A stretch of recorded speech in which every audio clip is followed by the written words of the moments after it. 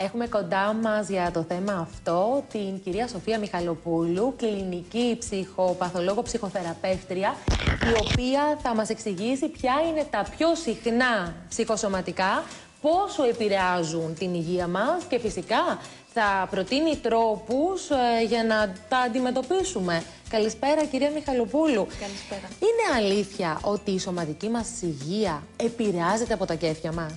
Η σωματική μας υγεία επηρεάζεται από τα κέφια μας, από τη διάθεσή μας, γιατί συνήθως ο τρόπος που χειριζόμαστε τα πράγματα, αν αυτός δεν είναι αυτός που μας ταιριάζει, πολλές φορές έχει αρνητικές συνέπειες και συμπτώματα και στο σώμα μας. Όσο δηλαδή πιο χαρούμενοι και αισιόδοξοι είμαστε, τόσο λιγότερο εύκολα αρρωσταίνουμε. Όσο χαρούμενοι και αισιόδοξοι είμαστε, δεν μπορούμε να πούμε ότι αρρωσταίνουμε λιγότερο, αλλά τα ψυχοσωματικά από τη στιγμή που δεν είναι οργανικά ή παθολογικά, η καλή μας διάθεση και η αισιοδοξία μας πολλές φορές μας βοηθάει να χειριστούμε για να αντιμετωπίσουμε ένα ψυχοσωματικό πρόβλημα που έχουμε. Πάντως, ακόμα και μία γρίπη, από ό,τι διάβαζα, έχει και την ψυχοσωματική της πλευρά. Σίγουρα τα ψυχοσωματικά είναι πολύπλευρα, γιατί όπως είπα και πριν, όταν αποκλείουμε το οργανικό κομμάτι, μετά πρέπει να ανατρέξουμε σε άλλους παράγοντες ψυχολογικούς και συγκεκριμένα στην ψυχή μας. Το συναίσθημά μας μπορεί να είναι δύσκολο να εκφραστεί, να μιλήσει, αλλά το σώμα μιλάει.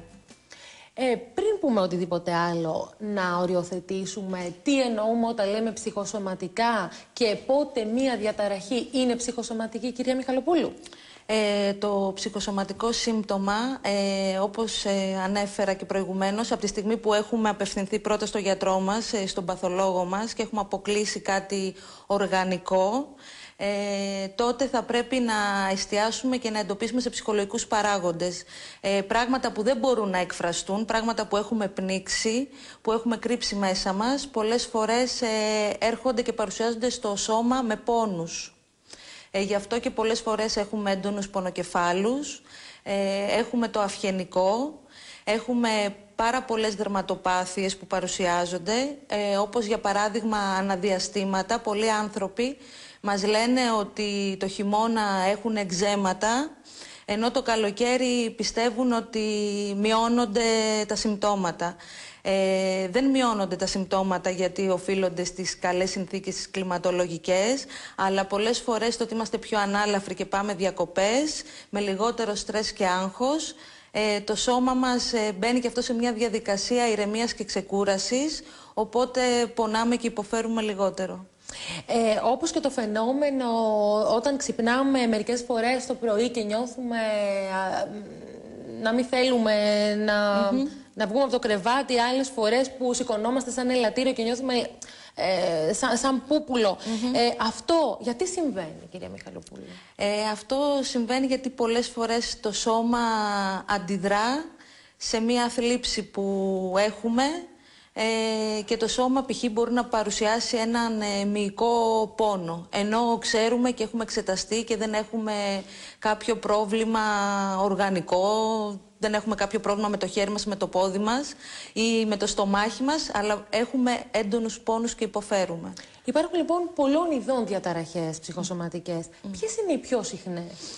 Είναι οι μικρανίες, είναι οι δερματίτιδες, είναι η πόνη στο στομάχι πολλές φορές, είναι πολλά σεξουαλικά προβλήματα που μπορεί να παρουσιαστούν στους άντρες, είναι έτσι ένα πιο συχνό φαινόμενο της εποχής.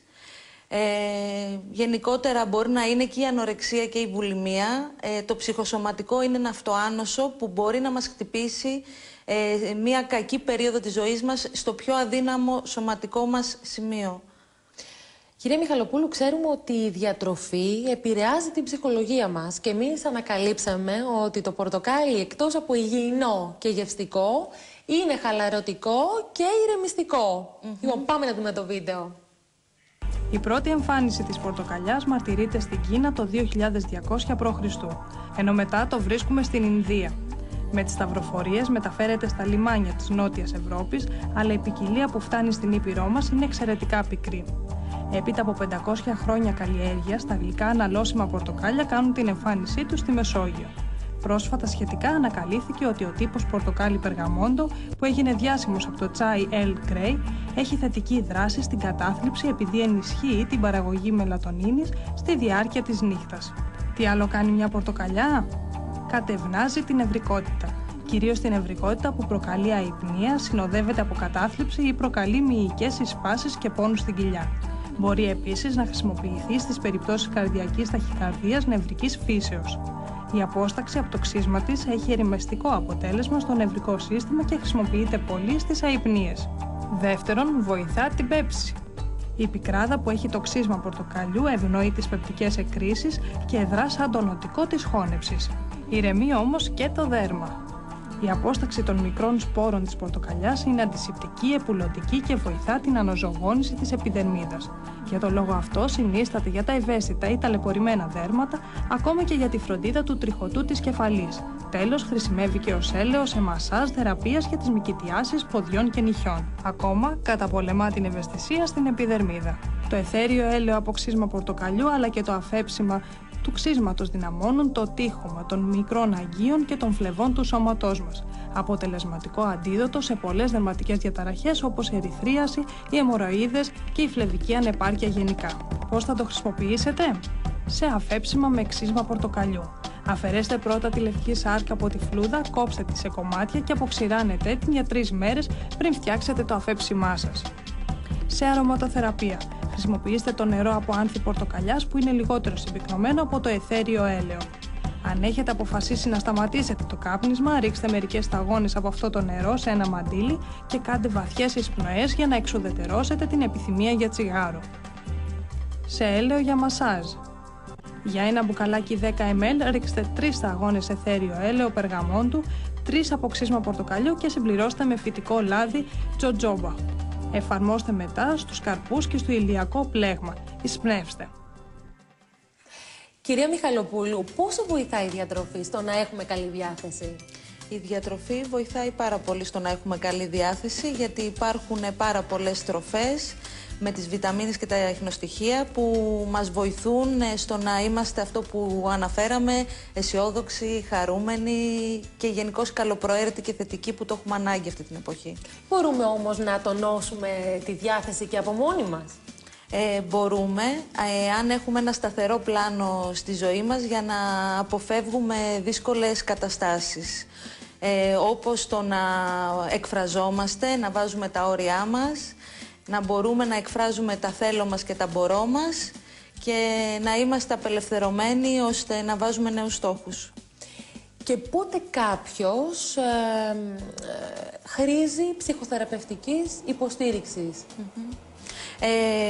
Οποιοσδήποτε καθημερινός άνθρωπος που έχει κάποιες δυσκολίες ώστε να διαχειριστεί πράγματα, ακόμα και με απλές περιπτώσεις στρες και άγχους, μπορεί να απευθυνθεί σε έναν ψυχολόγο για να μιλήσει, για να μάθει τρόπους και χειρισμούς, για να αντιμετωπίσει κάτι που ίσως μια χρονική εποχή δυσκολεύεται και δεν μπορεί να το μοιραστεί και με τους γύρω του. Με πνίγει, μου κάθεται στο στομάχι, μου ανέβηκε το αίμα στο κεφάλι, μου φέρνει αλλεργία, δεν μπορώ να το χωνέψω. Είναι λοιπόν μερικές ψυχοσωματικές εκφράσεις που χρησιμοποιούμε στην καθημερινότητά μας. Κυρία Μιχαλοπούλου, έχουν σχέση αυτές οι εκφράσεις που χρησιμοποιεί κάποιος με το ψυχοσωματικό από το οποίο υποφέρει? Βέβαια έχει, γιατί αν τις παρακολουθήσουμε και τις πάρουμε μία-μία με τη σειρά, η κάθε μία από αυτές που αναφέρατε, βλέπετε ότι αναφέρονται συγκεκριμένα στο σύμπτωμα. Δηλαδή το ότι μου κάθεται κάποιος στο στομάχι είναι συνάμα πολύ σχετικό με αυτό που λέμε στο ψυχοσωματικό, πονάει το στομάχι μου ενώ δεν έχω πρόβλημα. Επίσης, ότι κάποιες φορές όταν λέμε τη φράση «μου πήρε αυτό στο κεφάλι», όταν έχουμε έναν ισχυρό πονοκέφαλο που δεν αισθανόμαστε καλά, χωρίς να έχουμε και κάποιο πρόβλημα, παράδειγμα εγκεφαλικό. Ωστόσο, πέρα από τους εξωτερικούς παράγοντες, υπάρχουν και κάποιες αναποτελεσματικές συνήθειες που έχουν οι άνθρωποι. Και μπορεί λοιπόν από αυτές τις συνήθειες να μετατρέψουν το στρες σε άγχος. Θέλετε να πούμε μερικές από αυτές, να επισημάνουμε? Γιατί είμαι σίγουρη ότι πολλοί από αυτούς που μας βλέπουν, σίγουρα θα βρουν μία ή δύο από αυτές που θα αναφέρουμε, ότι τις έχουν? Κάποιες κακές συνήθειες είναι και λόγω της εποχής η κακή διαχείριση του χρήματος, με την έννοια το ότι ενώ υπάρχουν οικονομικά προβλήματα, πάρα πολλές φορές εστιάζουμε και σκεφτόμαστε πάρα πολύ τα έξοδά μας. Επίσης, όσον αφορά το χρόνο, γίνεται μια κακή διαχείριση του χρόνου, πιέζουμε τον εαυτό μας, εργαζόμαστε παραπάνω, στερούμαστε τη γυμναστική και την άσκηση ή την προσοχή μας στο διατροφικό καθημερινό μας πρόγραμμα. Βέβαια, πρέπει να πούμε ότι ως κράτος περνάμε μια πολύ δύσκολη οικονομική περίοδο και σύμφωνα με έρευνες από ό,τι έχω διαβάσει, το 85% του πληθυσμού περνάει τη λεγόμενη οικονομική αγχώδη κατάθλιψη. Οικονομική γιατί προέρχεται από τα οικονομικά, αγχώδης διότι αν ξυπνήσεις μέσα στη νύχτα και σκεφτείς τα έξοδά σου, σίγουρα δεν θα μπορείς να ξανακοιμηθείς. Και φυσικά κατάθλιψη, διότι όταν ξυπνάς το πρωί και σκέφτεσαι τις οικονομικές σου εκκρεμότητες, καταθλίβεσαι. Ανεξάρτητα όμως και από την τρέχουσα εποχή, κουβαλάμε και εμείς τις δικές μας ευθύνες που αφορούν τον τρόπο με τον οποίο διαχειριζόμαστε είτε το χρήμα, είτε το χρόνο, είτε και την εργασία, την καθημερινότητά μας. Και τη συναναστροφή με τον κόσμο, τους συναδέλφους, την οικογένεια και τους φίλους πολλές φορές. Γιατί γίνεται και μια κακή διαχείριση όσον αφορά τις σχέσεις μας, γιατί λόγω της πίεσης και του στρες πολλές φορές έχουμε και αυξημένες απαιτήσεις από τους άλλους. Μάλιστα. Κυρία Μιχαλοπούλου, σας ευχαριστούμε πάρα πολύ για τις πολύτιμες συμβουλές σας. Εγώ σας ευχαριστώ πάρα πολύ.